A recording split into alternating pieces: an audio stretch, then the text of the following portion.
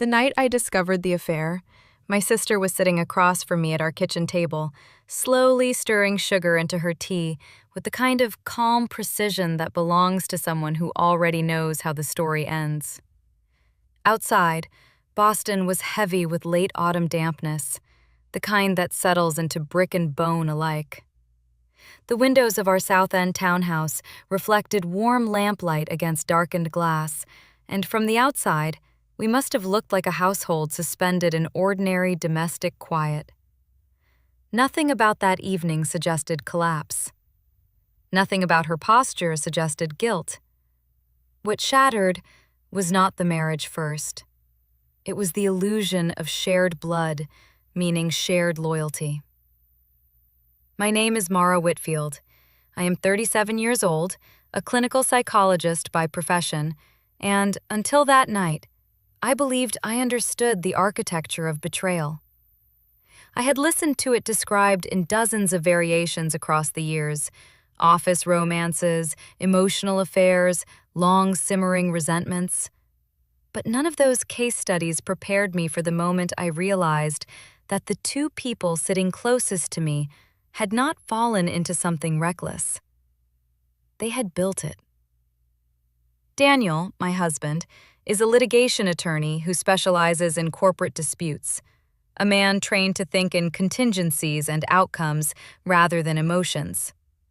My sister Emily, 2 years younger than I am, had always presented herself as softer, more instinctive, less calculated. That perception now feels almost embarrassing in its simplicity.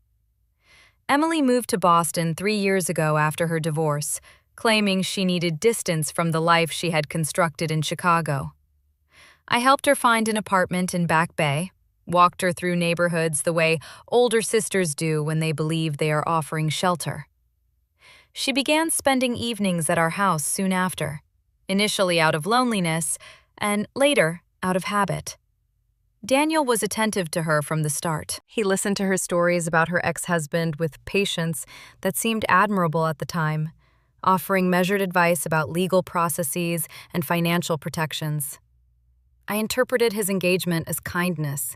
I interpreted her gratitude as relief. What I did not see was the slow calibration taking place beneath the surface of those conversations. The shift did not begin with flirtation. It began with alignment. Emily started defending Daniel during minor disagreements between us, and she did so in ways subtle enough to pass as mediation. When I complained about his late hours at the firm, she reminded me that ambition had always mattered to me. When I expressed frustration about feeling disconnected, she suggested gently that I might be overwhelming him with analysis. Her tone was soothing rather than confrontational, which made her interventions difficult to challenge without appearing defensive. I am, by temperament, analytical. I examine motives, trace patterns, question emotional undercurrents. It is both my profession and my flaw. When Emily implied that my intensity might be suffocating, I did not dismiss the possibility. I turned inward instead, searching for evidence that she might be right. It did not occur to me that she was not balancing the dynamic between us. She was shaping it. The affair did not begin in a moment of passion. It began as a strategy. I know this because I have read every document they drafted, every iteration of messages that rehearsed vulnerability before it was performed. They did not drift toward each other accidentally. They constructed proximity with care. It started with practicalities. Emily needed help assembling furniture. Daniel offered assistance. She thanked him with dinner on a night I happened to be working late at the clinic. They sent me a photograph of takeout containers and half-assembled bookshelves with a joking caption about surviving Scandinavian engineering. It looked harmless because it was, at that stage, harmless. But the next invitations came more easily. She asked about his gym schedule, framing her question as an attempt to avoid peak hours. He suggested they work out together for accountability. I remember feeling pleased that they were bonding, grateful that my sister had found a reliable presence in a city that still felt unfamiliar to her. The most dangerous betrayals are the ones that resemble generosity in their early phases. The first disturbance was not sexual. It was atmospheric. One Thursday afternoon, a patient canceled unexpectedly, and I returned home earlier than planned. Emily's coat hung on the back of a dining chair, and I could hear voices in the living room. Their conversation did not stop when I entered, but something in the rhythm shifted, as if a current had been interrupted. Daniel stood and kissed my cheek, smiling in a way that felt slightly too deliberate. Emily's expression was bright, perhaps overly so. "We were just talking," she said. "About what?" I asked lightly. "Nothing important," she replied. Nothing, I have learned, is often the most important word in a room. In the weeks that followed, Daniel began expressing vulnerabilities in language that felt newly acquired. He spoke about not feeling seen, about craving affirmation, about the fatigue of being evaluated. The phrases were familiar to me from my therapy office, yet they did not sound like him. Daniel had always been controlled, economical with emotion. His new openness felt practiced, as though he were inhabiting a script. When I suggested couples therapy, he declined, explaining that what he needed was not analysis, but understanding. The word understanding surfaced often in his conversations with Emily. I know this now because I have seen the transcripts. The night everything crystallized began with wine and laughter in our living room. Emily asked Daniel what kind of woman would challenge him most, and though she framed it as playful curiosity, the question hung in the air longer than it should have. He responded that he might thrive with someone who did not try to dissect him constantly. And both of them looked at me with an expression that was not mocking, but evaluative. Emily smiled gently and observed that some men simply want acceptance rather than improvement. The comment was light enough to pass as humor, yet heavy enough to linger. I went to bed early that night, unsettled by a sensation I could not articulate. They remained downstairs for another hour. I verified that detail the next morning under the pretense of checking that the doors had been locked, telling myself I was being responsible rather than suspicious. The footage showed nothing overtly incriminating. They were not touching. They were not leaning in dramatically. Yet their bodies angled toward each other with an intimacy that did not require physical contact to register. The first concrete revelation arrived through a lapse in digital discretion rather than intuition. Daniel left his laptop open on the dining table, and a notification from a shared cloud drive appeared on the screen. The folder name was innocuous enough, Strategy. But something in the phrasing compelled me to open it. Inside was a collection of documents titled with clinical detachment: Communication Plan, Emotional Calibration, Conflict Timing. My name appeared in bullet points. The documents were written by Emily. She had outlined a phased approach for increasing Daniel's emotional dependence on her while gradually destabilizing my confidence.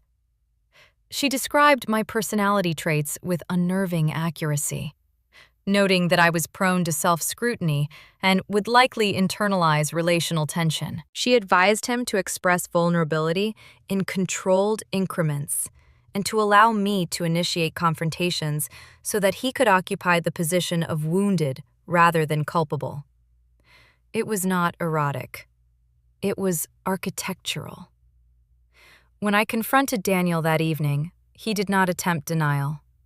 He sat at the kitchen table with a composure that felt eerily professional. "It wasn't supposed to escalate," he said. Escalation implies accident. There was none. When I asked whether he had slept with her, he acknowledged it with a measured nod, as though confirming a minor procedural detail. 3 months, he told me. 3 months of dinners, holidays, shared routines, and my sister's overnight stays under our roof. Emily did not weep when I confronted her. She did not collapse into apology. Instead, she regarded me with a calm that bordered on clinical interest. "You were suffocating him," she said evenly. "You do that without realizing it." Her justification was not emotional but analytical, which made it more destabilizing. She framed the affair as an intervention rather than a transgression, suggesting that our marriage had stagnated under the weight of my scrutiny. The first true twist emerged in the timing. Their plan had not been immediate exposure, but gradual separation. Emily had advised Daniel to withdraw in increments until I initiated divorce, thereby preserving his public image. Their relationship would surface later, reframed as inevitable rather than illicit. Finding the documents disrupted that sequence. Their panic was not rooted in remorse, but in strategic collapse. The divorce proceeded with the quiet efficiency Daniel brought to all disputes. Irreconcilable differences, emotional incompatibility, the language of neutrality. Emily moved into his apartment within weeks, and family gatherings fractured into careful silences. Here is the part that resists clean moral alignment. Our marriage had vulnerabilities. I had been distant at times, consumed by work, more comfortable analyzing emotion than expressing it. Emily's critiques were not wholly invented. That partial truth made the betrayal corrosive rather than simple. The final revelation arrived months later during a mediation session. Daniel lingered after the paperwork was signed, his composure thinning slightly. "She orchestrated more than the affair," he said. According to him, Emily had encouraged our relationship from its earliest days, positioning Daniel as the stabilizing force I needed. She had advised him on how to appeal to my fears of abandonment, how to present steadiness as devotion. The marriage itself, in its initial formation, had been influenced by her assessments. The idea that my sister had shaped both the creation and destruction of my marriage reconfigured my understanding of the past. When I confronted her one last time in a cafe near Harvard Square, she did not deny it. Instead, she spoke of variables and outcomes, of wanting to observe whether my identity would withstand disruption. "You build identities for your patients," she said quietly. "I wanted to see how resilient yours was." Her detachment was not rage-driven. It was experimental.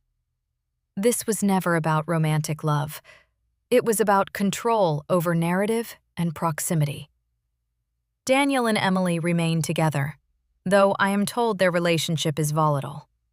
Strategists seldom appreciate being subjected to their own methods.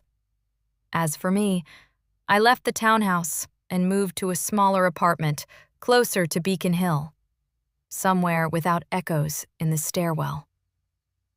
Patients continue to describe betrayals that begin with subtle shifts in tone and allegiance, and when they say they did not see it coming, I recognize the sensation. I saw something. I simply misinterpreted it as intimacy rather than alignment.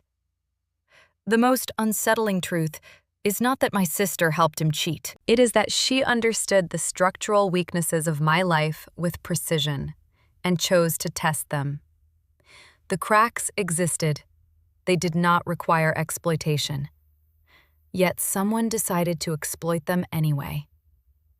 That knowledge lingers more persistently than anger because it suggests that love and strategy can occupy the same room without either announcing itself. And once you have witnessed that coexistence, you never again assume that closeness guarantees safety.